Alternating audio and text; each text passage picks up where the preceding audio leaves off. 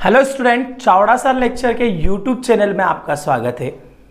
हम लगातार social science कक्षा 10वीं के वीडियो आप लोगों को उपलब्ध करा रहे हैं। इस वीडियो में हम आप लोगों को साइंस विज्ञान कक्षा 10वीं अध्याय 1 रासायनिक अभिक्रिया व समीकरण से शुरुआत करने वाले हैं। अब आपको रोज सामाजिक विज्ञान के साथ साथ एक वीडियो विज्ञान का भी मिलेगा। लगातार आप हमारे चैनल से जुड़े रहिए और अगर आपने चैनल को सब्सक्राइब नहीं किया है तो चैनल को सब्सक्राइब कर दें, बेल आइकॉन को क्लिक कर दें, जिससे आने वाली वीडियो की नोटिफिकेशन आप लोगों को आसानी से मिल जाए। शुरुआत करते हैं बिना देर करे। हमारा अध्याय का नाम है रासायनिक अभिक्रिया व समीकरण। वैसे आप लोग अगर 10th तक पहुंच गए हो तो रासायनिक अभिक्रिया के बारे में आपको थोड़ी बहुत तो नॉलेज होगी सी। देखिए, हम दिन भर हमारे दैनिक जीवन में भी रासायनिक परिवर्तन हमको देखने को मिलता है। हम रासायनिक परिवर्तन होता क्या है पहले मैं बता दूं आप लोगों को। रासायनिक अभिक्रिया वे प्रक्रिया जिनमें नए गुणधर्म के साथ नए पदार्थ बनते हैं वो क्या कहलाती है? रासायनिक अभिक्रिया कहलाती है। जब कोई दो पदार्थ आपस में मिलते हैं या कोई नए गुणधर्म से कोई नया पदार्थ बन जाता है तो अभिक्रिया क्या कहलाती है? रासायनिक अभिक्रिया कहलाती है। जैसे हम दूध में नींबू या कोई खटाई डाल देते हैं, उससे दही बन जाता है। दही का टेस्ट, फ्लेवर सब कुछ चेंज हो जाता है। उसमें पानी ऊपर आ जाता है, उसका गाढ़ा पदार्थ नीचे जम जाता है। पूरा परिवर्तन उसके अंदर रासायनिक परिवर्तन हो जाता है। इसके अलावा लोहे पे जंग लगना, बारिश में लोहे पे नमी के कारण जंग लग जाती है, वो भी काय में आता है? रासायनिक अभिक्रिया में आता है। जो भोजन पकता है वो भी हमारा किस में आता है? रासायनिक अभिक्रिया में आता है। तो ये सारी रासायनिक अभिक्रिया होती है। वे प्रक्रिया जिसमें नए गुणधर्म के साथ नए पदार्थ बनते हैं क्या कहलाता है? रासायनिक अभिक्रिया कहलाता है। उदाहरण, दूध से दही बनना और भोजन का पकना, लोहे में जंग लगना आदि। रासायनिक अभिक्रिया के प्रमुख लक्षण क्या होते हैं? जब रासायनिक अभिक्रियाएं होती है तो लक्षण क्या होते हैं? पहला तो यह कि गैस निकलेगी, गैस का उत्सर्जन। कोई भी दो चीजों का मिलन हुआ तो कहीं ना कहीं धुआं वगैरह या हाइड्रोजन गैस वगैरह या कुछ ना कुछ निकल सकती है। तो पहला लक्षण होता है रासायनिक अभिक्रिया का, कुछ रासायनिक अभिक्रियाओं में गैस का उत्सर्जन होता है। ठीक है। दूसरा, तापमान में परिवर्तन। कभी कभी दो चीजों को आपस में मिला देते हैं तो वो बहुत ज्यादा या तो ठंडी होती है अगर उनमें रासायनिक अभिक्रिया हो जाती है तो, या वो बहुत ज्यादा गर्म हो जाती है। आप लोगों ने लेबोरेटरी वगैरह में प्रैक्टिकल होते हुए देखा होगा, धुआं निकलते हुए भी देखा है, टेस्ट ट्यूब गर्म होते हुए भी देखा होगा। तो गैसों का उत्सर्जन, ताप में परिवर्तन। तीसरा, अवशेप का बनना। अभी हाल हमने बताया था कि दूध से दही बनना, तो दही में अवशेप बन जाते हैं। आप लोगों ने देखा होगा, गाढ़ा पदार्थ नीचे जम जाता है, पानी ऊपर आ जाता है। तो अवशेप का बनना। जरूरी नहीं है अवशेष सफेद कलर के ही हो, कुछ पदार्थ ऐसे होते हैं जिनमें अवशेपों का कलर भी बदल जाता है, पीला हो जाता है, हरा हो जाता है, तो अवशेप का बनना। चौथा, उसकी अवस्था में परिवर्तन।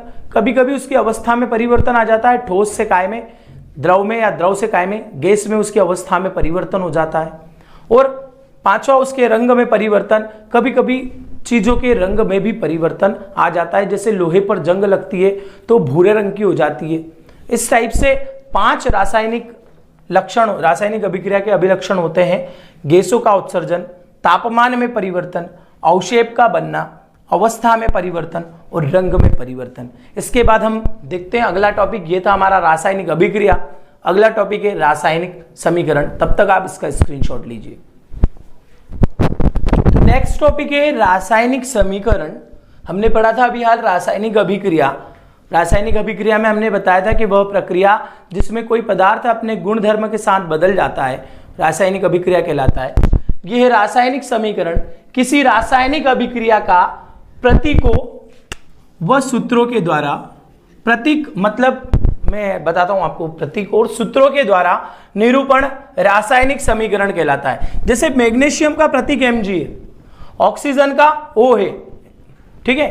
तो ऐसे ही किसी को उसके प्रतीकों या उसके सूत्रों के द्वारा निरूपण किया जाए तो क्या कहलाती है? रासायनिक समीकरण कहलाती है। किसी रासायनिक अभिक्रिया का प्रतीकों और सूत्रों के द्वारा निरूपण रासायनिक समीकरण कहलाता है। उदाहरण, मैग्नीशियम रिबिन को वायु में जलाने पर मैग्नीशियम ऑक्साइड का निर्माण होता है। Magnesium plus oxygen equals to magnesium oxide. अब देखिए, ये तो हो गए तत्व, यौगिक। तत्वों के सूत्र होते हैं और यौगिक का क्या होता है? यौगिक का तत्वों के प्रतीक होते हैं और यौगिक का सूत्र होता है। तो ये तत्वों का प्रतीक हो गया Mg और O2 और ये मैग्नीशियम ऑक्साइड का हो जाएगा MgO2। तो मैग्नीशियम रिबिन को वायु में जलाने पर मैग्नीशियम ऑक्साइड का निर्माण होता है Mg + O2 = MgO2। ये क्या हो रहा है, किसी रासायनिक अभिक्रिया का प्रतीकों और सूत्रों द्वारा निरूपण क्या कहलाता है, रासायनिक समीकरण कहलाता है। अब इसी रासायनिक समीकरण में दो बातें होती है, एक चीज होती है अभिकारक और दूसरी चीज होती है उत्पाद। अभिकारक क्या है, उत्पाद क्या है, वो भी समझते हैं। जो पदार्थ रासायनिक अभिक्रिया में भाग लेते हैं, कौन से पदार्थ रासायनिक अभिक्रिया में भाग ले रहे हैं, इस अभिक्रिया में देखना, ये अभिक्रिया में भाग ले रहे हैं, तो ये क्या कहलाएंगे, अभिकारक कहलाएंगे। जो पदार्थ रासायनिक अभिक्रिया में भाग लेते हैं क्या कहलाते हैं, अभिकारक कहलाते हैं। और जो पदार्थ रासायनिक क्रिया में बनते हैं वो क्या कहलाते हैं, उत्पाद। ये बन रहा है इसलिए ये क्या कहलाएगा, आपका उत्पाद कहलाएगा।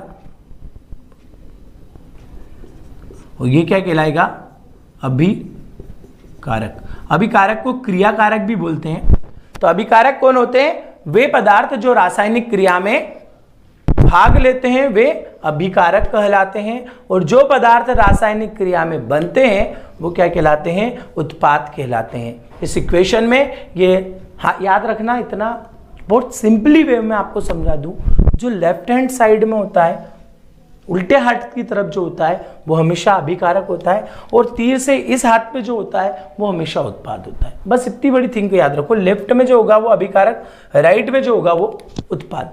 ठीक है, तो किसी रासायनिक अभिक्रिया का प्रतीकों और सूत्रों के द्वारा निरूपण रासायनिक समीकरण कहलाता है।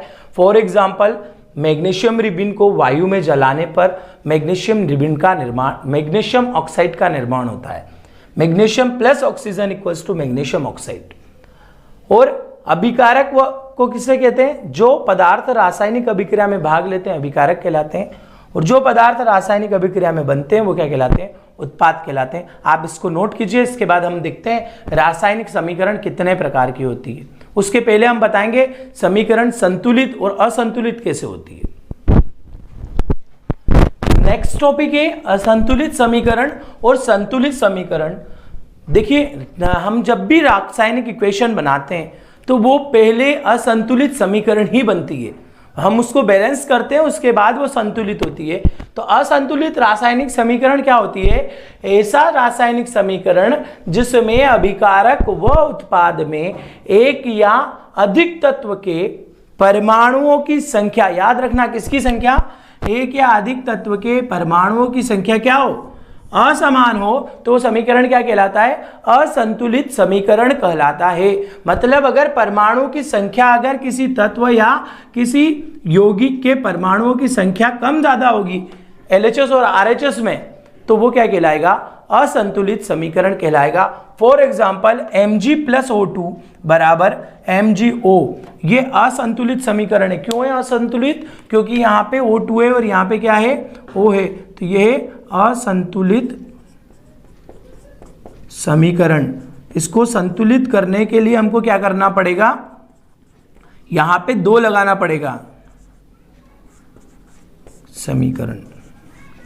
तो क्या कहलाती है, ऐसा रासायनिक समीकरण जिसमें अभिकारक व उत्पाद में एक या अधिक तत्व के परमाणुओं की संख्या असमान हो तो असंतुलन समीकरण कहलाता है। और सिर्फ इस शब्द को अगर समान लिख दें या बराबर लिख दें तो वो हो जाएगा संतुलित रासायनिक समीकरण की परिभाषा।